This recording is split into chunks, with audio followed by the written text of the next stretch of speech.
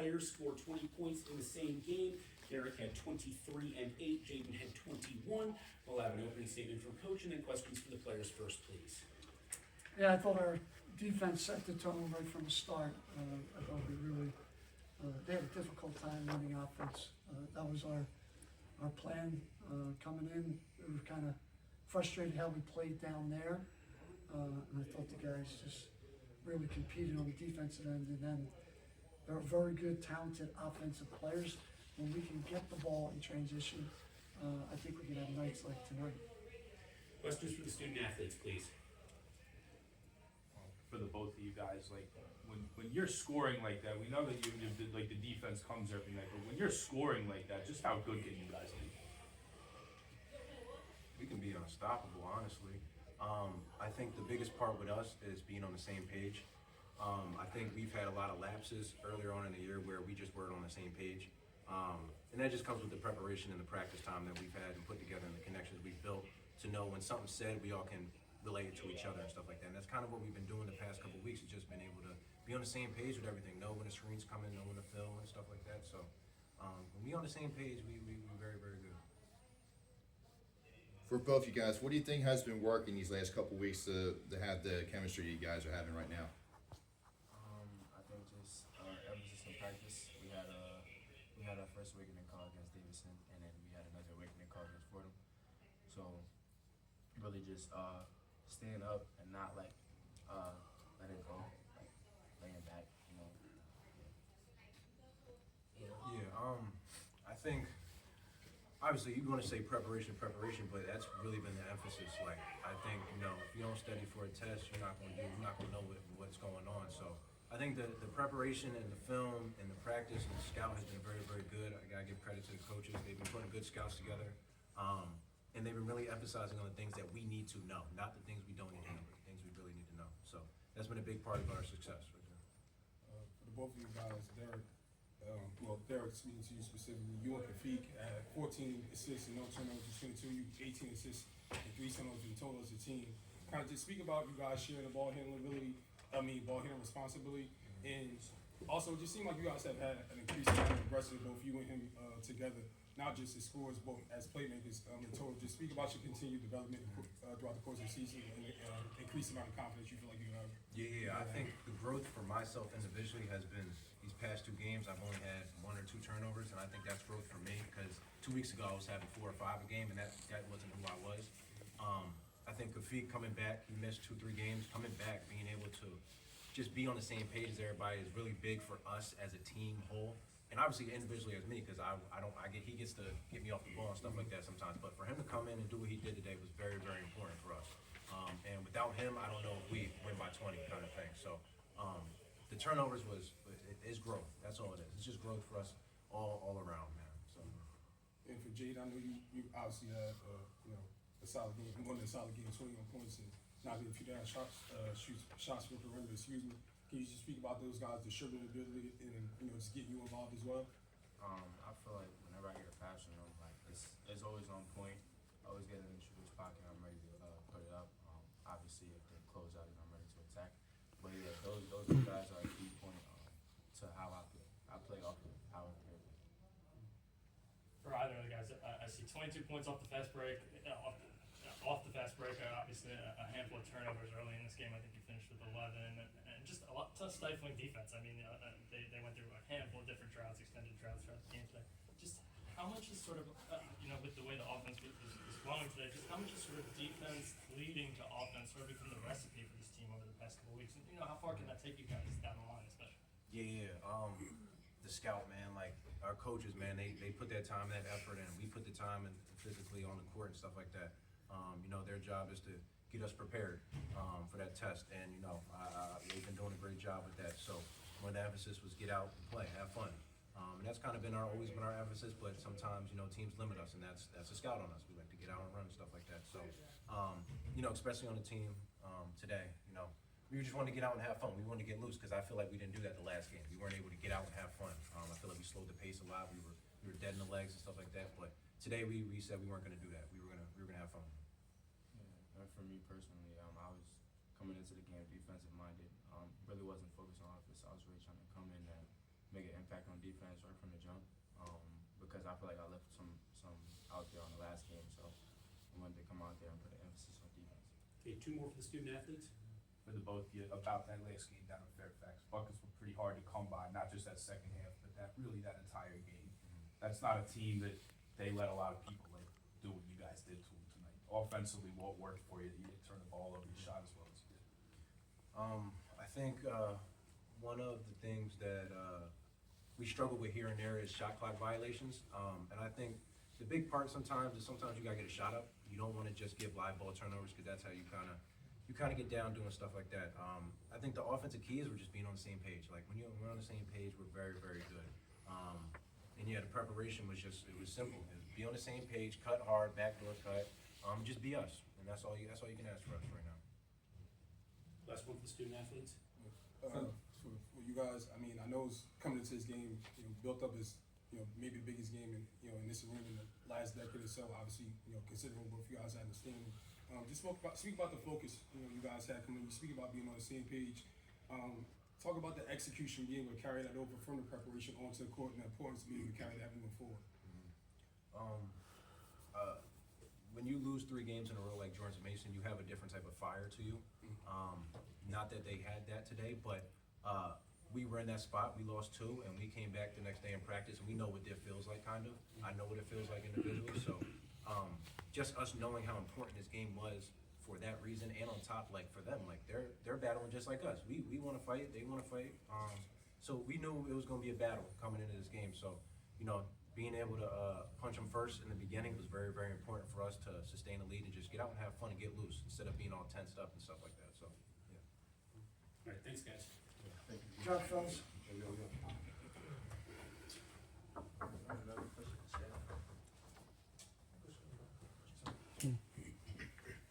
Is this yours? So, Coach, talk about that first half there, 44 points. You did a great job on defense. You had no turnovers.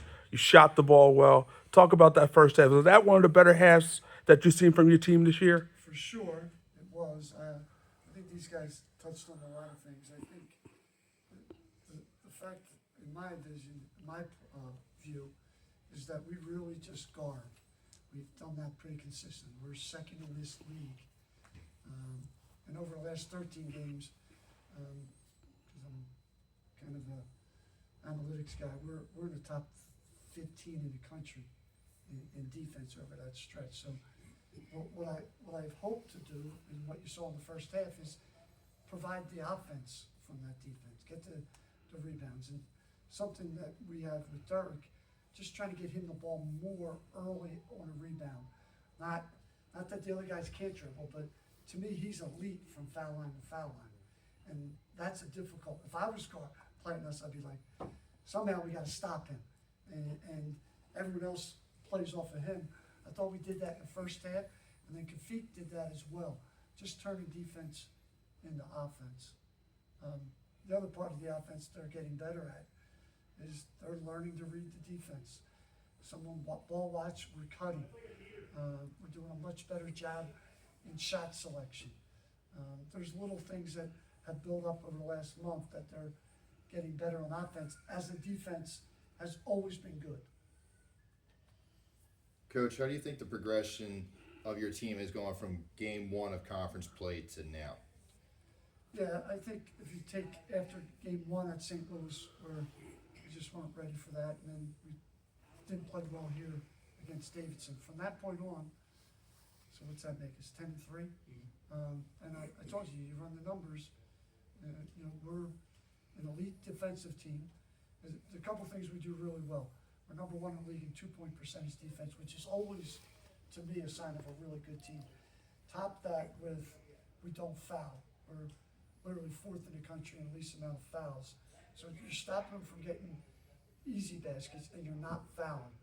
And then put on there, you have an elite shot blocker. And then hopefully, as I said, we can change that, and we've done that from that Davidson game on. The game you referred to after Fordham, we're up by 20 in the first half, maybe, something like that. Then I sensed in the locker room at halftime, we didn't have that same fire. And we referenced that locker room speech almost every game since. We played a great first half tonight, it's gotta be 2 halves. I thought we did that tonight. In the last game, in your opening statement, you had said, maybe the shot making isn't there for 40 minutes, but with offensive rebound and not turning the ball over, we can still win. But when that shot making is there for 40 minutes, how good can you be? Yeah, I mean, listen, I'm kind of new to this group, but they're talented basketball players. And Derek's a senior, and he's been incredible. And Justice is older. But all the other guys are just coming into their own. Sophomore in Glove, a freshman in Austin Wilford, freshman in Kafik, sophomore in Dacier. And I think they're all just, this is what you do. Is you in college, you get used to it, and they're really talented. And now they're coming in and getting a lot better on the offensive end, more comfortable with the offense, more confident. And I think that's where you see, just the finishing and the shot making's a lot better than it was. And kind of follow up off the last question about how far you've come. With all the newness here and the new situation and yourself being new, and then you lose the first couple of conference play, did you think this group had it in them? Like, how amazed are you with the progress you've made that you're in the position you're in, given everything that happened and how you started off Big Ten play? I thought when Billy stepped down and Jill asked me to step in, I thought I was so fortunate, and I thought it was a program with terrific players and an infrastructure to be successful. And I still thought that after those 2 games. I just thought I've seen enough in practice that if we can, just little things, like just, how we practice for 2 hours and how we go from drill to drill. Because the talent was, to me, was apparent. And that's been, for a coach, there's a lot worse. Like, I'm coming in, they set the table, and I'm able to elevate the group, but it's a very talented group that I walked into. Coach, this was a pretty big game for you guys coming into this with the impact of the A10 standings. Off the court, there was a celebration of the university's partnership with the Philadelphia Eagles. When you look at that franchise, a team that has a lot of experience with big games, what inspiration do you draw from that you bring to coaching this particular team? The Eagles are such Philadelphia, and we all care deeply about it. I would even say, what I look at is, how Hallie Roseman built that roster with really good, strong character people. And that's what the Eagles are. And that's kind of how we like to build this program, with great people that represent the university. I don't know if specifically all the guys are Eagle fans, but I am. And I do feel like that's a good model to copy, whatever sport you're playing, the way the Eagles have built their roster and the type of people.